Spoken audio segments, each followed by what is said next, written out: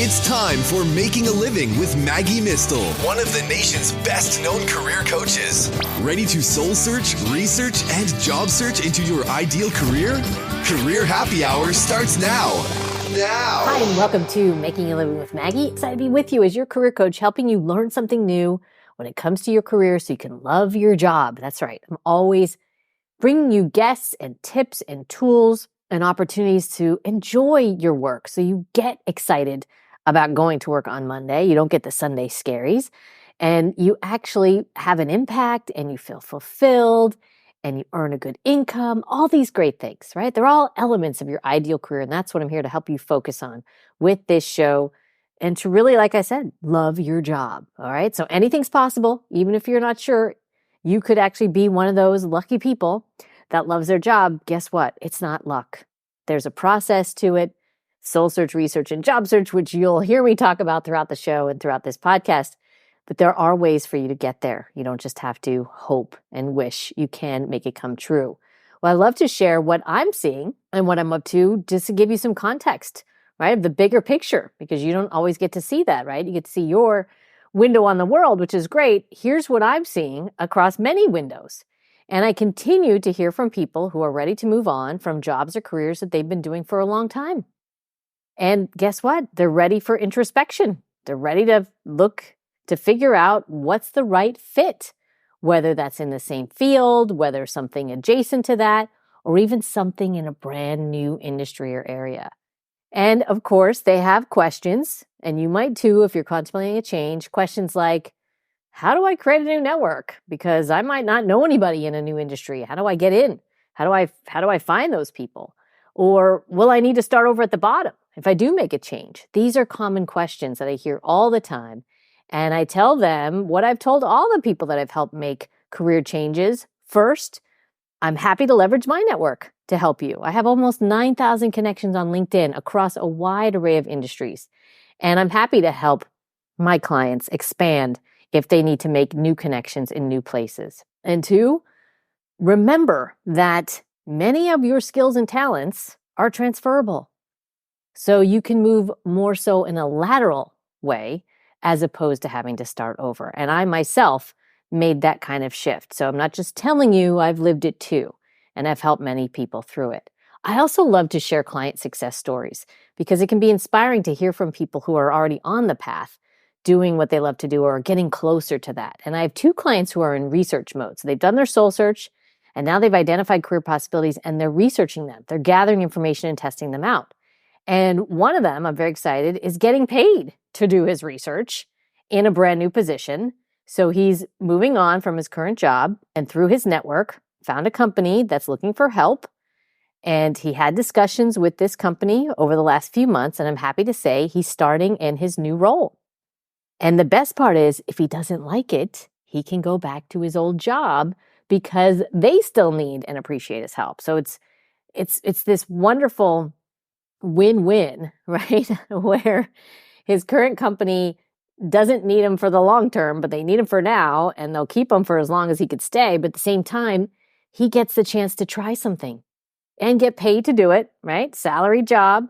And if it doesn't work out, he could still go back to his other job. So it's this wonderful situation where he's getting paid to try something new. And I wanted to share that in case you were nervous that you'd have to start over or somehow lose your lifestyle. This is a great example of someone brand new. It's a new industry. It's adjacent, I guess we could say. It's adjacent to what he's been doing. It's not been the same, which is why he wants to try it. And they get the chance to try him out too. It's a wonderful win-win. I have another client who's testing out a consulting business, and he is such a whiz at pricing and operations. And with inflation and so much going on in the economy, there are many businesses who need help with pricing. I'm one of them, frankly. It's been very interesting. And he's getting paid too, but in testimonials, right? Because he's asking those he's helped to give him feedback and write a testimonial. And how does that help him? Well, this way he can understand the value he's providing. He can also have the right wording to explain it to others of what he's doing and how it's valuable. So there's another great research win. And you might know a business owner who's struggling with pricing and profitability, and I'd be happy to connect you with this person. Because again, he is a whiz. It's so natural to him to create financial pricing models and spreadsheets that it's just a genius. I've seen it and I benefited from it. And so I can connect you if you need.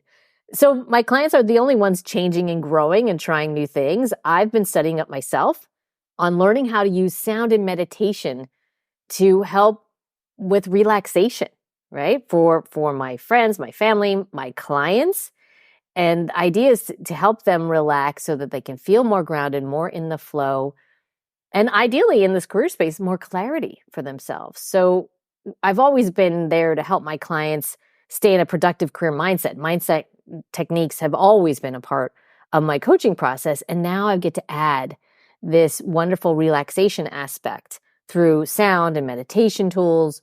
And it's really exciting. I've actually been practicing on folks and they're really finding it beneficial because we have all this added awareness now that mental health matters just as much as other aspects of our health. And I'm excited to add these new techniques to help my clients relax and de-stress. So today, I'm excited to bring you a fabulous guest to help you with another important aspect of life and work, and that is relationships. That's right. Relationships really play into our happiness and success. I'm sure if you've had a challenging boss or challenging coworker, you understand how important good relationships are. And so a highly recommended relationship expert will be here to share tips and advice on the all too common relationship challenges we see in work and in life, and the simple shifts that we can make to move forward effectively. So really great show coming up for you. Also share a career tip as well as a quote to keep you inspired throughout this month. So stay tuned for more right here on Making a Living with Maggie.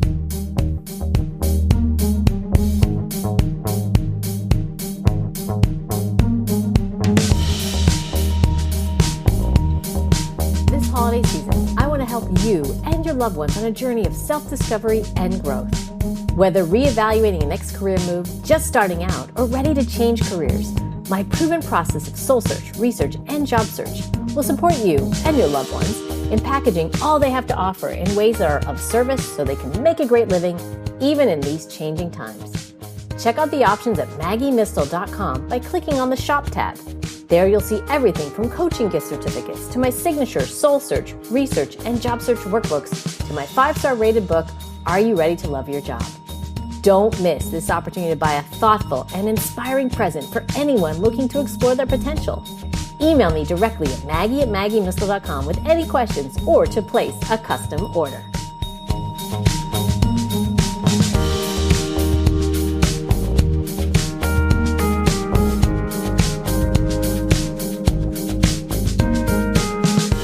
Raquel Rice is a relationship coach, an agent of love and partnership, and a wealth of information in both the science and soul of what makes relationships work and thrive. She is a certified relationship coach, and her approach is based on positive psychology, strength-based relationships, cognitive behavior, and somatic work. Well-being, personal responsibility, and mindfulness are at the foundation of all her coaching. Welcome, Raquel. Thank you. Thank you for having me here. Oh, it's a pleasure. I am so excited to talk to you because relationships are everywhere in our lives, including our work, and personal relationships can affect our work. I mean, it's just amazing how much relationships matter in our happiness and success. So I'm really excited to have you here. And you came very well recommended from a group of coaches that we're both part of. And so thank you for taking the time today. Thank you for having me here. I love talking about relationships. Anything that I can do to make relationship easier for anyone, I'm thrilled at the opportunity. So thank you for including me here. Oh, good. We're going to tap into that genius for sure. Let's do it. Right? Yes. Okay. So let me quote you a bit. You say relationships require a unique skill set that most people are missing. Why is it missing, and what skills have you found, Raquel, that really do support people in having these types of thriving relationships?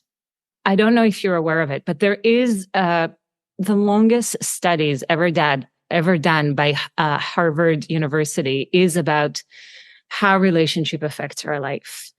And it actually shows direct link to success, health, longevity, happiness, the quality of our relationship. So whether it is fraught with stress and problems, it will affect all these areas of our life. And when our relationship are thriving, our life is thriving. We really are herd animals. And just like generations after generation, it has been shown, any aspect of our life is affected. And you can think about it. Your relationship at work affects your satisfaction at work. Your relationship at home affects how you show up in the world. When we feel secure in our life, in our home, in our relationship, we are just so much more powerful. So it really is the most important. Our relationship with ourselves and our relationship with each other. And just looking at the state of the world now, and if we just knew how to communicate better, this is more important than ever. So there is a scientific study that actually shows that your well-being overall is affected by your relationship. So absolutely. Thank you for mentioning it. I think it's very important to bring up, and only underscores how important this conversation is, Raquel. So yes, I'm very curious to know, what have you found as part of this skill set? So there's so many elements of good communication. But so as you mentioned, you said strength-based psychology, positive psychology. So the influences that I draw from is really about focusing on the good, growing the good. So most relationship challenges and conflict actually come from, we think it's the issue. We think it's the issue that is creating a problem. And it's actually a lack of connection. It's a lack of connection, and it's a perspective. So much of my work is actually building back the connection and having a different perspective on what's happening. When we are threatened, when our needs are threatened, we just go into fight or flight. We don't see clearly. We jump into assumptions. And then it's just interacting with reaction. And there's not an actual conversation. So I feel like so many times people come to me and they don't even get to speak about the problem. They getting stuck in talking about how they're talking. I don't know if that makes sense. So yeah, even the stories they're telling themselves about the situation. As you're talking, I'm thinking of examples of my own life, right? Where we, like you said, you fight or flight, you kind of drop out. You're like, that's it, I'm out. And and then there's no communication, there's no connection. Relationship does not thrive, and it's a real challenge. So yeah, I can see how building that connection is so important, even bigger than that particular issue. So it's more these foundational aspects that are really important. So there's if we're looking at skills, there's some very basic applications to creating safety. The basis is really to feel safe, to feel like I can be heard, I can hear someone else, and nothing is going to get out of hand by the communication, by the conversation. So I'm gonna actually start when I talk to you about connection. The Gottman Institute, which is actually they're one of the leading institute in the science of long-term relationship and successful marriages. And they look at some, again, very scientific aspects that contribute to a long-term relationship. And they can be they can be counterintuitive. So they came up with a concept called the love account, just like a bank account. And this is where we talk about connection. You look at positive interactions versus negative interactions. So the more positive interactions you have with people, the more safety you feel. So let's say you look at a relationship over time. Someone has been reliable and thoughtful and kind, and then they do something that is less than delightful. And you're like, okay, they had a bad day. If someone is consistently doing these emotional withdrawal. They're late. They're not doing what they said. They might be just 2 minutes late and you're so upset because that bank account is already depleted.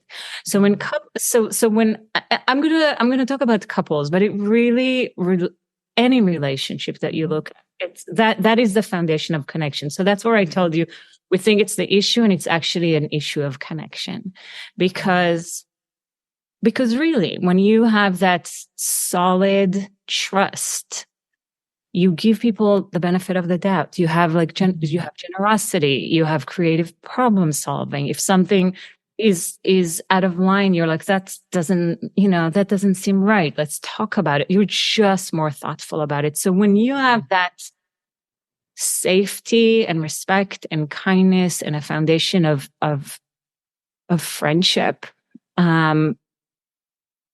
problems are just an opportunity to get to know each other better and come up with a win-win solution. So really, that is wonderful. That's what I do. So I don't even begin to talk with clients about the problem. The first thing that we do is we actually look at the mechanic of what's happening, and my I don't call it homework. I call it home play. My home play for them is always about strengthening the connection.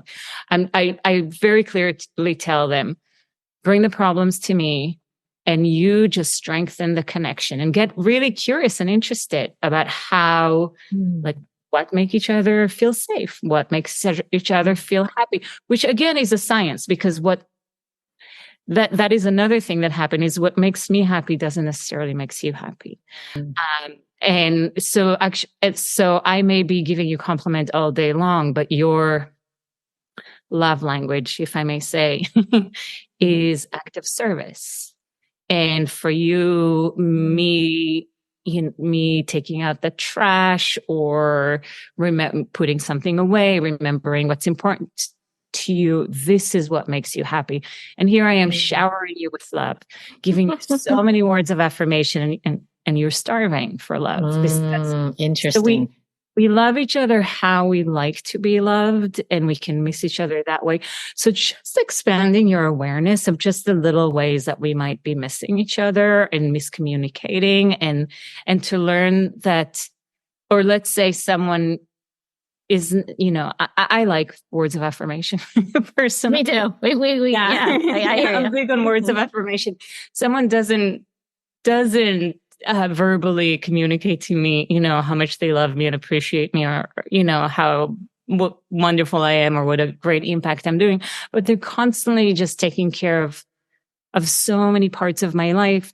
And they're saying, I love you. I care. I love you. I care. You're wonderful. This is my way to show you. And I don't even register it. I'm just like, they are not communicating. Right. So I don't know if that helps, but, just broaden your understanding of, our styles of communication. And, when you look at relationships that are working in our life, the ones that are working, they always start good. They always start, with an infatuation, whether it's a friendship or a successful work relationship.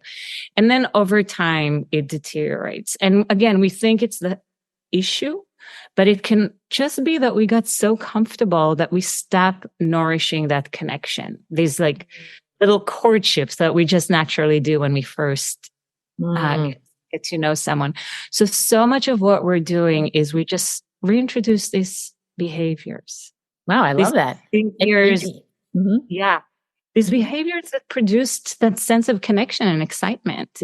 So, and we, we think we need to wait until we feel like doing it, but actually by doing it, the feeling comes. When we act like friends, we feel like friends. We think it's supposed to come first, but we can really trick our brain. And I just love, I've just spoken with a couple who's been together over 20 years, and they've been telling me that they feel the same romance and connection that they have when they first met. It's really sweet to see. Our brain is our brain, there is a mechanic to love, there really is. Sure. Yeah. And so you mentioned you help couples and individuals help them break free, right? You're saying from these patterns that are really holding them back from these thriving relationships. And I know you help people turn struggles around. You said simple shifts really impact everything. So what are some of the common patterns that you've seen? And can you share some simple shifts or some examples to help break these patterns? A very common one is that we think that by judging, complaining, and blaming, we'll get to have someone really understand us and value us. We're like, what do you feel when someone blames you, judge you? We just want to run away. Yeah. Sure. So just starting to see how your attempt at connection is actually creating the opposite of what you want, and how it lands on someone else.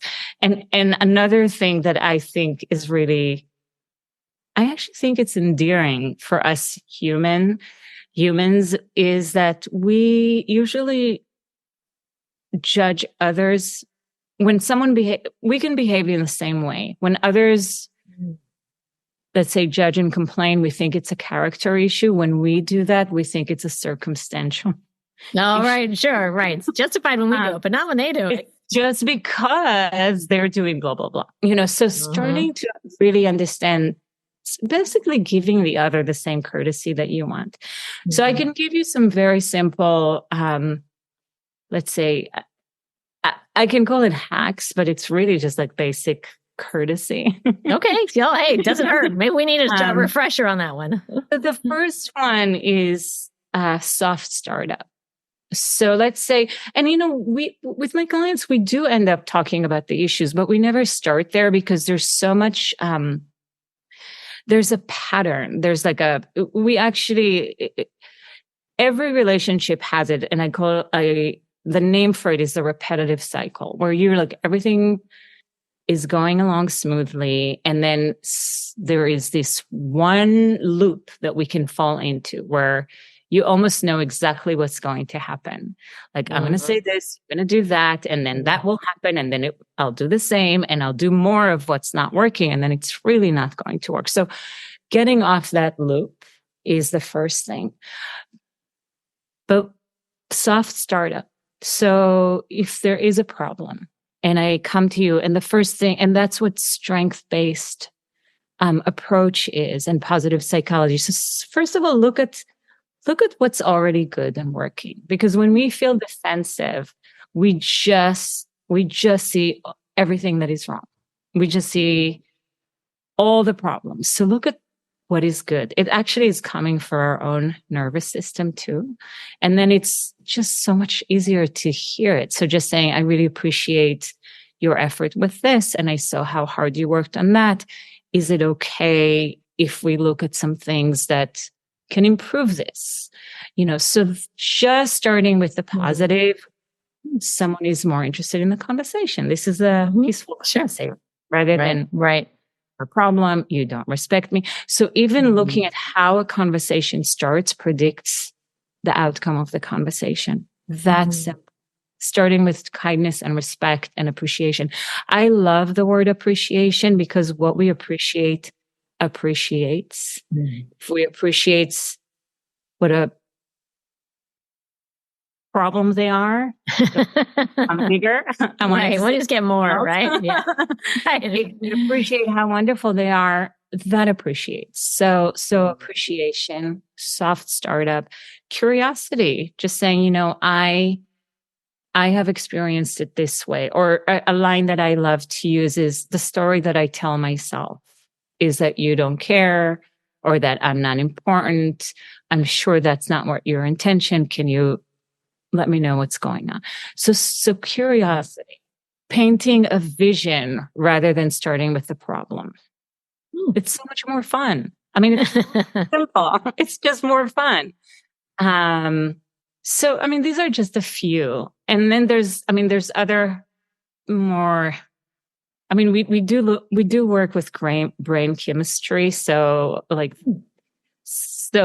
are other hacks. There's hacks for couples that literally releases oxytocin, which is the bonding hormone, but we can do that. I mean, we do it with each other. We do it when we solve a problem, when we work together as a team, knowing that we can work together as a team, that we can face any problem and it will just strengthen us instead of weaken us is already bonding. So, beautiful. yeah. So, and I think that a deep understanding of our differences, I think that that is at the root of, because what I think your action means is not necessarily what it means. And even if it does, again, there's just like so many, it's just like just survival, fight or flight or thoughtlessness, giving each other some benefit of the doubt, some generosity just really goes a long way. You train people too, Raquel, on things like managing crisis as a team,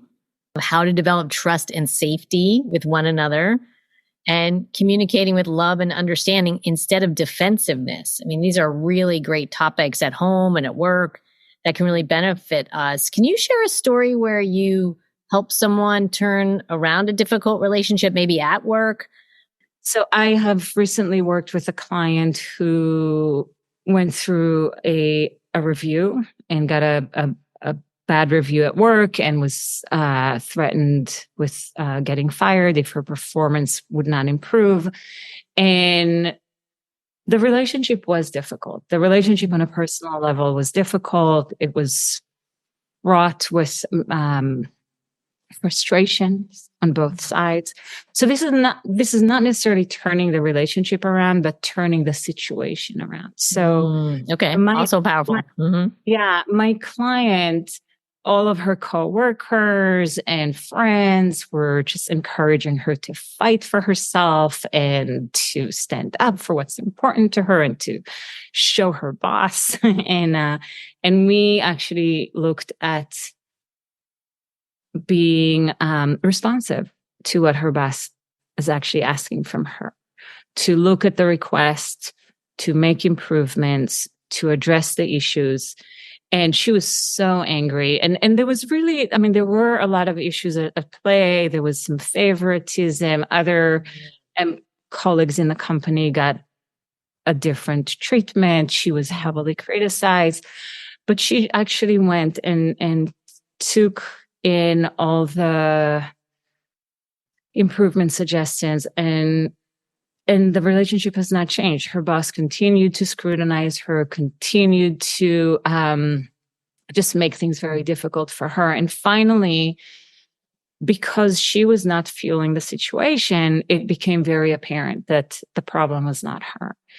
And at the moment, she actually is working with a lawyer, and HR is involved, and it's very apparent to everyone that she's a perfectly competent employee, and in a situation where if she would have reacted and contributed to the conflict, she would have been fired. And here she is, and actually the conversation is very different. And I was really inspired to see that just being respectful and professional and courteous is so much more powerful than getting into it. Thank you so much. What's the best way for people to contact you for help? You can be in a great relationship, but there's something that you are just stuck on. Just one area where you can't see eye to eye. You can still contact me. You don't have to be got it. Really dire straits, right? You can be in a dire situation. I got you. I'm telling you that there's hope, but you can be in a good relationship, and there's might be some areas where you just think this is as good as it can get. Most people have not even begun to tap into what's available to them. I am in the business of, I tell people usually say to me, oh, it must be so hard working with couples. And I'm just like, it's the exact opposite. It actually restores my faith in our innate goodness, and that we all want to love, and that we all want good relationships. And you can find me on my website. You can actually schedule. I do offer free consultations. So there is a link on my website. It's RaquelReisCoaching.com. It's RaquelReis as in Sam, coaching.com. And I would be so delighted to hear from you.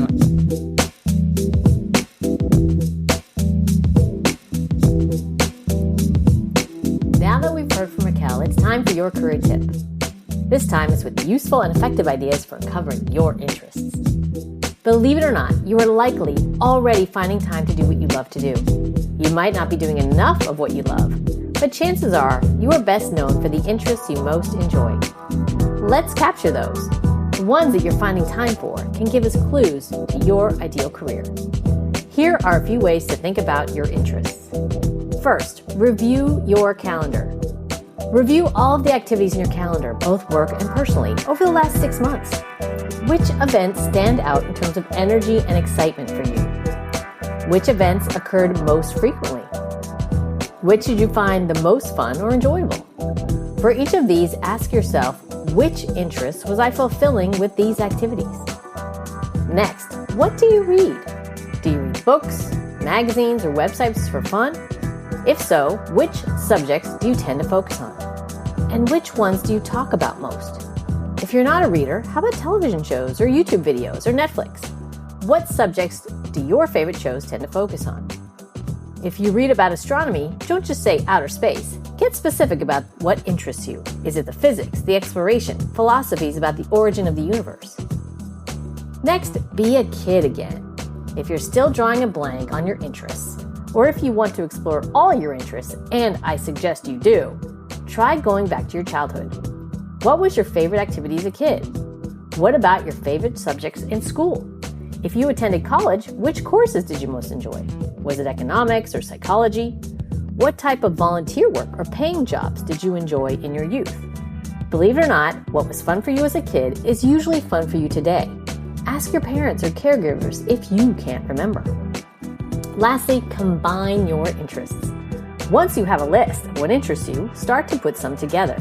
For example, if you're interested in food, travel, and language, perhaps tourism interests you. You can also think of industries that intrigue you. Perhaps you're interested in marketing, nonprofits, or charity work. Then perhaps fundraising interests you. People sometimes take their interests too literally. I often hear, I like to golf, but I can't be a golfer. Well, that doesn't mean you can't work in golf. You can work for the PGA, or as my uncle did, as an accountant for a famous golfer. The point is to get creative about ways you can work in and on what interests you. Make your list today and listen in next time for what to do if you have too many interests to choose just one. To hear more tips like this, check out previous episodes of Making a Living with Maggie and purchase my book, Are You Ready to Love Your Job? Make a Great Living Through Soul Search, Research, and Job Search. Available at maggiemistel.com and on Amazon, where it ranked as a #1 new release in job search.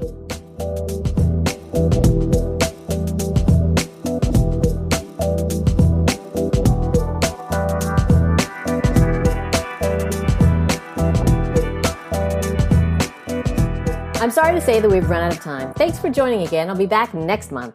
Here's a quote to keep you inspired from Charlie Wardle. A bird sitting on a tree is never afraid of the branch breaking, because its trust is not on the branch, but on its own wings.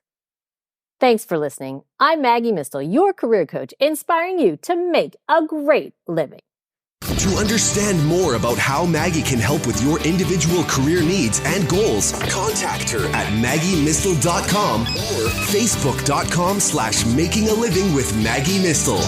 Together we can all make a great living. Great living.